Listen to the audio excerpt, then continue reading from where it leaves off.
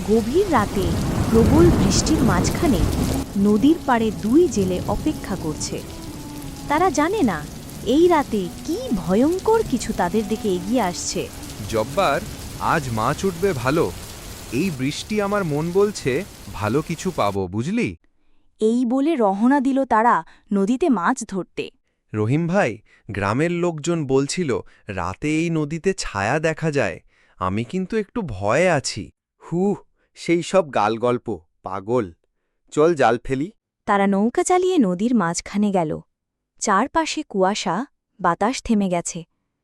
আর তখনই শুরু হলো অদ্ভুত কিছু। হরি বাবা, কেউ জাল টানছে। এটা মাছ না? এই টান তো মাছের না, অনেক বড় কিছু টানছে। ধর শক্ত করে। জলের নিচ থেকে ধীরে ধীরে উঠে এলো এক ছায়া, মাথা ঝুঁকে আছে, চোখ লাল। এই নদী আমার। তোমরা কেন এসেছ আমার ঘরে? রহিম ভাই, চল পালাই। আমি আর 1 সেকেন্ডও থাকব না। কে তুমি? মানুষ না কিছু?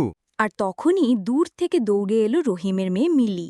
তার গলা শুনে নদীর ছায়ামূর্তির চোখে জ্বলে উঠল অজানা আগুন। তারপর ধীরে ধীরে মিলিয়ে গেল জলের গভীরে। বাবা, তুমি কোথায়? নদীতে কেন গেলে এত রাতে? সকাল হলে দেখা গেল নদীতে কিছুই নেই, জালে নেই একটা মাছও। রহিম আর জব্বার এরপর থেকে কোনোদিন নদীতে যায়নি।